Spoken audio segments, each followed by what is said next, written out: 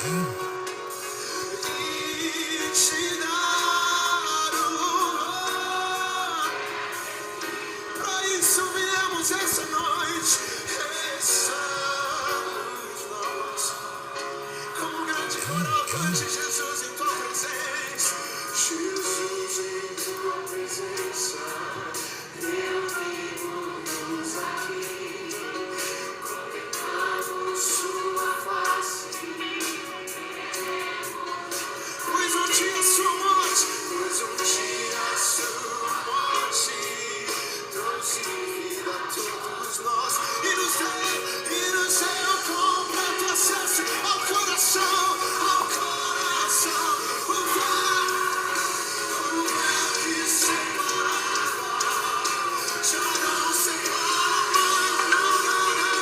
A luz que outrora apagara, agora brilha e cada dia brilha mais.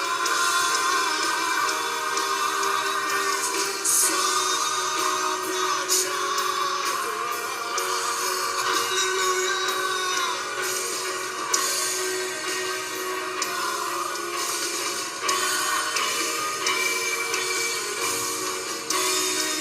Te dá o louvor que é devido. Estás nós aqui. Levante sua voz só pra te adorar. Só pra te adorar. E fazer seu nome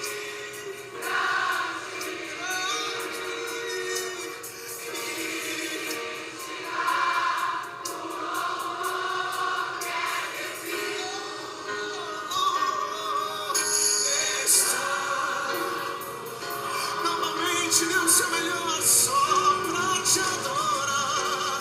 Só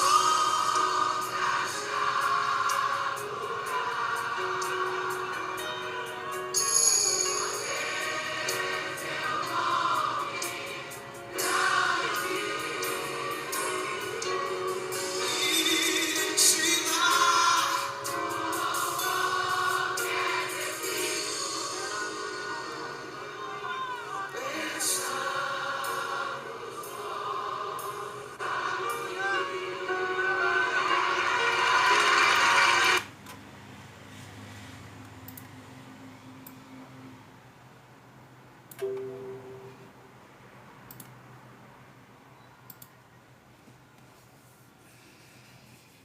Olá, meus irmãos, a graça e a paz do Senhor Jesus Cristo esteja com todos vocês nessa noite, né, de quarta-feira, dia 20 de maio de 2020, né, dia do nosso culto de oração.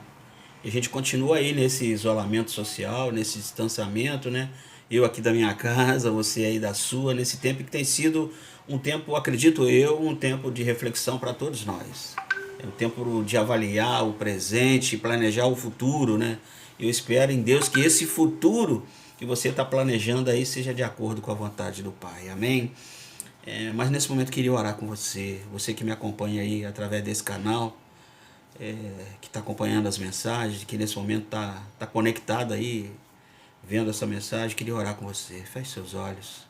Pai querido, Pai amado, em nome de Jesus, nós somos gratos de coração pelo teu amor, pelo teu cuidado, pela tua providência.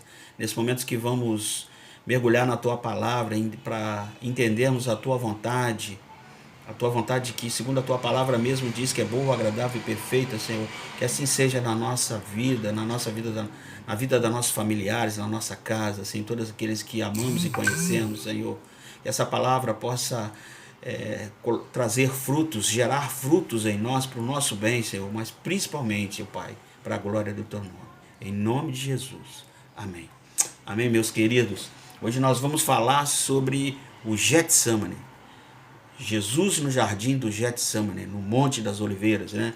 Getsemane que é destacado aqui na Bíblia como um lugar da presença, né? O lugar do esmagamento, porque ali Jesus estava passando seus momentos finais antes de ir para a prisão e ser morto e crucificado, né? Jesus está no Getsemane, no jardim de Getsemane, das Oliveiras, e o texto bíblico dessa noite, desse nosso encontro, está lá no Evangelho de Jesus, conforme escreveu Mateus, no seu capítulo 26. Nós vamos ver aí do verso 36 até o verso 46, onde diz a palavra do Senhor, diz assim, ó, Mateus capítulo 26, verso 36 a 43, diz assim, ó: Então Jesus foi com seus discípulos para um lugar chamado Getsemane e disse-lhes: Sentem aqui enquanto eu vou ali orar. Levando consigo Pedro e os 2 filhos de Zebedeu, começou a entristecer-se e a angustiar-se. Disse-lhe então: A minha alma está profundamente triste, numa tristeza mortal. Fiquem aqui e vigiem comigo. Indo um pouco mais adiante, prostrou-se com o rosto em terra e orou, dizendo ao Pai: Meu Pai, se for possível, afasta de mim este cálice. Contudo, não seja o que eu quero, mas sim como tu queres. Então voltou aos seus discípulos e os encontrou dormindo. E disse: Vocês não puderam vigiar comigo nem por 1 hora? Perguntou ele a Pedro. Vigiem e orem, porque para que não caiam em tentação. O espírito está pronto, mas a carne é fraca. E retirou-se outra vez para orar novamente ao Pai e disse: Meu Pai, se não for possível afastar de mim este cálice, sem que eu o beba, faça-se a tua vontade. Quando voltou de novo, os encontrou dormindo mais uma vez, porque os seus olhos estavam pesados. Então os deixou novamente e orou pela 3ª vez, dizendo as mesmas palavras. Depois voltou aos discípulos e disse: Vocês ainda dormem e descansam? Chegou a hora. Eis que o Filho do Homem está sendo entregue nas mãos dos pecadores. Verso 46 e último: Levante-se e vamos, aí vem aquele que me trai. Amém, meus queridos? Que Deus abençoe a leitura da sua palavra. Jesus aqui no Getsemane, irmãos, está fazendo a oração que todos nós, seres humanos, eu, você, todos nós deveríamos fazer. E está fazendo num momento de maior agonia, né, em toda a história da humanidade, em toda a história do universo. Essa oração que todos nós deveríamos fazer. Esse é o momento de maior agonia, porque Jesus diz assim: a minha alma está triste, angustiada até a morte, né? A proximidade da cruz aqui é tamanha que a cruz já estende a sua sombra sobre Jesus, e Jesus é coberto pela sombra da morte, e isso pesa sobre ele. Não é que ele vai morrer, mas é a morte que ele vai morrer, e que tipo de morte ele vai morrer, né? Por que ele vai morrer? Jesus tem aqui, irmãos, profunda consciência de que ele é o Cordeiro de Deus que tira o pecado do mundo. Ponto. Já tem profunda aqui, Jesus tem profunda consciência de que está vivendo na história um drama vivido lá na eternidade. Sabe? Se você se lembra, eu já falei várias vezes que a morte de Jesus ela aconteceu lá na comunhão das pessoas divinas. Por isso é que Pedro vai dizer que o Cordeiro de Deus, ele é conhecido desde antes da fundação do mundo, né? Então aquilo que acontece lá no início com a Trindade, o Pai, o Filho, o Espírito, está acontecendo agora na história, nesse texto, na própria pessoa de Jesus encarnada aqui, de Jesus feito homem, né? Aquele gesto dele dar a si mesmo em favor da sua criação, para sustentar a sua criação, que Jesus, enquanto pessoa divina, faz lá na eternidade, junto com o Pai e com o Espírito. Agora, o Jesus que é o Deus que se fez carne e que se esvaziou dos seus poderes, das suas prerrogativas divinas, né? E ele se humilhou e se fez homem. Então esse Jesus, enquanto homem perfeito, ele está levando consigo toda a humanidade, falando e agindo e morrendo, carregando consigo toda a humanidade, né? Se é verdade que pelo pecado de um homem a morte entrou no mundo, Adão, assim diz o apóstolo Paulo lá em Romanos capítulo 5, que pelo pecado de um homem a morte entrou no universo, a morte entrou no mundo, e também pelo ato de justiça de um homem a vida entrou, a redenção chegou. Então, assim como todos nós estamos em Adão, Jesus carrega consigo também toda a humanidade, e nós, irmãos, estamos em Cristo. Aleluia, glória a Deus, né? E Jesus faz a oração que todo ser humano deveria fazer. E na verdade Jesus faz a oração que ele nos ensinou a fazer, a oração do Pai Nosso, né? Pai Nosso que está nos céus, santificado seja o vosso nome, seja feita a tua vontade, assim na terra como no céu.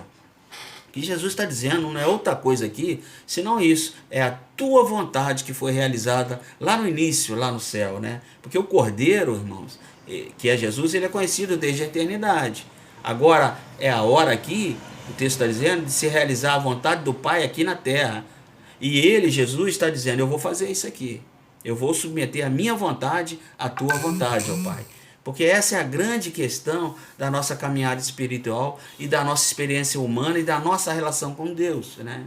Se nós vamos afirmar a nossa vontade em detrimento da vontade de Deus, ou se nós vamos nos submeter à vontade de Deus. E isso é uma coisa muito importante, porque falar sobre submeter à vontade de Deus, quando a gente fala sobre isso em um aspecto moral, numa chave moral, parece que é a gente fazer, na verdade, ou cumprir os mandamentos de Deus. O que tem uma certa verdade, sim. Fazer a vontade de Deus é cumprir os mandamentos de Deus, ponto. Né? Mas essa palavra aqui, essa frase, seja feita a tua vontade, não a minha vontade, parece que tem uma palavra-chave no meio dessa conversa, que é uma palavrinha chamada autonomia. Né? O quanto o ser humano quer ser dono de si próprio. O quanto o ser humano quer ser dono do seu próprio nariz, né? O quanto ele quer viver sem depender do favor divino para a sua existência, né? Quando o ser humano ele diz assim, olha, eu não preciso de Deus para viver, ele está afirmando, na verdade, a sua vontade, né? Quando o ser humano diz, seja feita a tua vontade, aí ele está rendendo-se a Deus, ele está expressando-se como dependente do favor de Deus para a sua vida, para a sua existência, né? Não é apenas uma questão de fazer a vontade de Deus, que não... Como exemplo, não é contar mentiras, não é roubar, não é tratar mal as pessoas. Não é dessa vontade apenas que está tratando no Evangelho, né? Mas a vontade é alguma coisa do tipo, qual é o padrão de funcionamento, né? Qual é o padrão de organização e de sustentação de todo o universo? Jesus está dizendo, esse padrão é Deus. Todas as criaturas devem se sujeitar a Deus porque Ele é o padrão do universo, ponto. Né? É a vontade dele, mas não é a vontade dele no sentido moral, no sentido comportamental. Deus é o centro do universo. E o universo, para funcionar em harmonia, ele não pode ter outro centro senão o de Deus. Porque quando um ser humano diz assim, seja feita a minha vontade, esse ser humano que pretende ser autônomo em relação a Deus, ele pretende ter a sua própria lei, e nomos, da palavra autônomo, significa lei. Então, autônomo é aquele que tem a lei em si mesmo, ou aquele que é lei para si mesmo. Então, quando o ser humano diz assim, seja feita a minha vontade, e ele pretende ser autônomo em relação a Deus, ele está se colocando no centro do universo. E imagina como funcionaria, ou como funcionaria um mundo com quase 8 bilhões de habitantes e 8 bilhões de centros, né? De pessoas cujo centro é a sua vontade. Não dá, não acontece. Então seja feita a tua vontade, que Jesus expressa aqui, essa oração que Jesus faz, ele dizendo, olha, eu me submeto, eu sei que como homem a minha vida é sustentada pelas tuas mãos, Senhor, eu vou agora mergulhar na morte e eu só sobrevivo a isso se o Senhor me trouxer da morte, porque nas tuas mãos está todo o poder e não está na minha, eu estou esvaziado, eu estou em forma de homem. E agora por isso que ele vai orar lá no capítulo 17 do Evangelho de João, dizendo, restitui a minha glória, a glória que eu tinha contigo. Jesus está se entregando aqui nas mãos do Pai. Por isso que na cruz ele ora dizendo, Pai, nas tuas mãos eu entrego o meu espírito. Então ele se rende a Deus dizendo, a palavra final é sua, Senhor. É essa postura humana de colocar-se assim diante de Deus dizendo, a palavra final é sua. Há uma compreensão, irmãos, a respeito do Evangelho e a respeito da conversão, que a conversão é devolver a Deus a liberdade que Ele nos deu. Adão, por exemplo, é o ser humano que falou assim, eu sou livre para viver do jeito que eu quiser? Sim, Deus falou para ele, você é. Mas eu queria só lembrar você, Adão, que você não sustenta a sua existência sozinho. Você não banca a sua existência, e se você quiser fazer o que você bem entender, você vai acabar morrendo. A sua liberdade é limitada, a sua liberdade não é absoluta, não é plena, você não é Deus, você é criatura, você não é o Criador, né? E o Adão representa esse ser humano que pega essa liberdade e em vez de devolver a liberdade a Deus, ele vai embora viver como se Deus não existisse. Jesus é o contrário disso aqui. Jesus, ele toma a liberdade nas mãos e devolve a liberdade para o Pai. Ele diz, seja feita a tua vontade. E olha como é que é interessante, muita gente fala assim, o ser humano tem livre-arbítrio, né? Livre-arbítrio? Será? Livre-arbítrio até que medida, né? Livre até que ponto, né? Eu nasci no Brasil, ponto. Nasci em 1962, não tenho liberdade de querer ser japonês, de querer ser alemão, eu não tenho liberdade de querer viver na Idade Média, já estou condicionado no tempo e espaço. Livre? Será? Eu não posso voar, eu não posso viver debaixo d'água, eu não posso viver sem respirar. Livre? Será? Né? A minha liberdade e a sua é muito limitada pelo meu contexto e pelo que está assim, em meu entorno. Livre? Que liberdade é essa, né? Quando tem um outro ser humano diante de mim, por exemplo, ele já é um impeditivo para a minha plena liberdade. A gente aprende isso desde pequeno com a nossa mãe, com nossos pais, né? Que a sua liberdade acaba quando começa de quem? A do outro. Não é assim que a gente aprende? Então, quando tem um outro ser humano na sua frente, você não pode fazer o que você quiser. Tem um outro ser humano, você não pode sair na rua, por exemplo, sem máscara agora, porque tem um outro ser humano ali, né? Por exemplo, se eu viver sozinho no mundo e eu quisesse tossir e espirrar, eu tossia e espirrava, ponto, né? Mas tem um monte de ser humano em volta de mim, eu não posso ficar tossindo e espirrando por aí, né? Eu não sou livre para isso, porque a minha liberdade, levada ao absoluto ou ao extremo, implica não somente na minha morte, mas na morte dos meus semelhantes, e aí o colapso do mundo é inevitável, né? Para todos nós. Então, a minha liberdade, ela é uma liberdade que não é liberdade. Então, parece que há um conceito assim muito equivocado de liberdade. O que Deus nos deu foi arbítrio. Arbítrio, sabe? Deus nos deu a prerrogativa de decidir. Deus nos deu a prerrogativa de escolher. E diz para nós que determinadas escolhas, está lá na Bíblia, que nós fizéssemos resultaria em morte. E determinadas escolhas que fizéssemos resultaria em vida. Então, e você vai olhar a Bíblia, toda a tradição de Israel se constrói em cima disso aqui que eu falei. Está lá no texto, coloco diante de você a bênção e a maldição, a vida e a morte. Escolhe a vida para você viver e não escolhe a morte. Tá lá, sabe? É lição para nós. Adão é esse ser humano que escolhe a morte, né? Ele escolhe usar o seu arbítrio para ignorar Deus e ignorar a vontade de Deus. Isto é, ignorar que Deus é o padrão da existência, o padrão do universo, e que o universo gira em volta de Deus e não em volta do ser humano, e nem de nenhum ser humano em particular. Não gira em volta da raça humana como um todo, mas também não gira em volta de um ser humano em particular.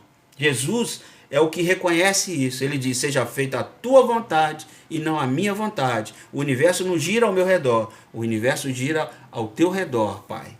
É esse Jesus na figura humana que diz isso. Ele é o ser humano que expressa o que todos nós, seres humanos, deveríamos expressar. Amém? Então, irmãos, diante dessa exposição, e para fechar minha palavra dessa noite, eu gostaria de propor para você, nessa noite, algumas perguntas para você se perguntar aí. A primeira pergunta é o seguinte: como que você entende liberdade? Até que ponto somos livres? E qual a diferença entre arbítrio e liberdade? Já parou para pensar nisso? Como é que você concilia essas coisas? Livre-arbítrio. O que é esse arbítrio? O que é liberdade? Como essas duas realidades convivem com a gente?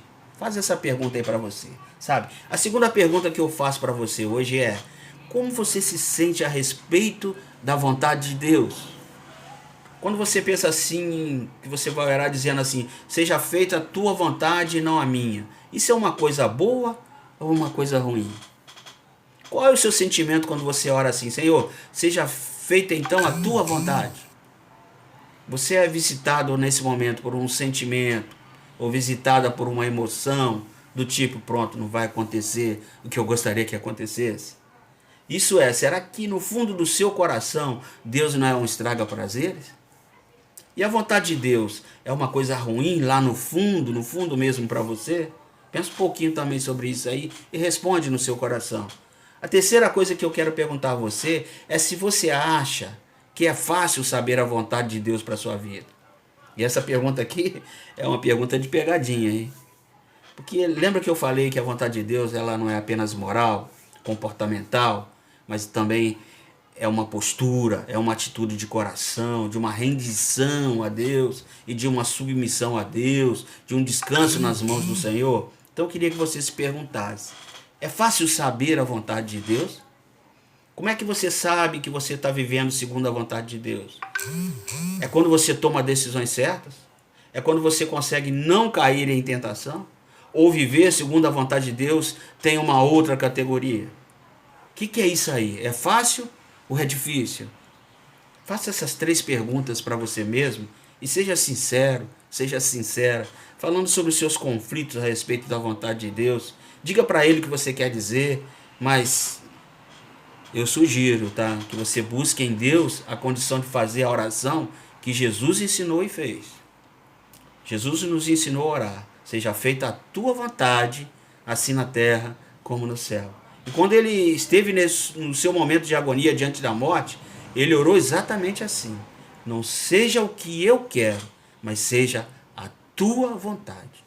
Anote isso no seu caderno de oração aí, para que você leia daqui a um tempo quais foram as respostas que você respondeu no dia de hoje. Tá? Que Deus abençoe você e a sua casa, e até domingo, se Deus quiser, em nome de Jesus.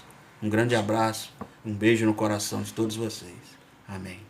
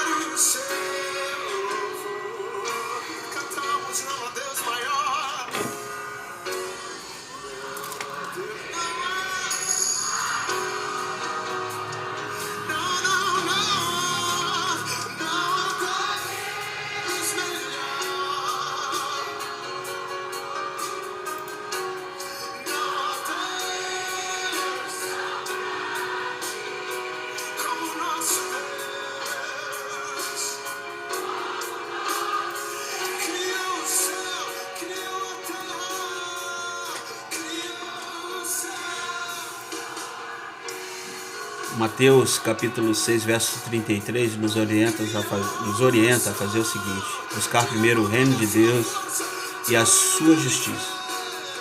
E aí ele complementa dizendo: e todas as demais coisas nos serão acrescentadas. Pense nisso quando for responder essas 3 perguntas que eu te propus você responder hoje no seu coração diante do altar de Deus. Que Deus te abençoe, em nome de Jesus. Amém.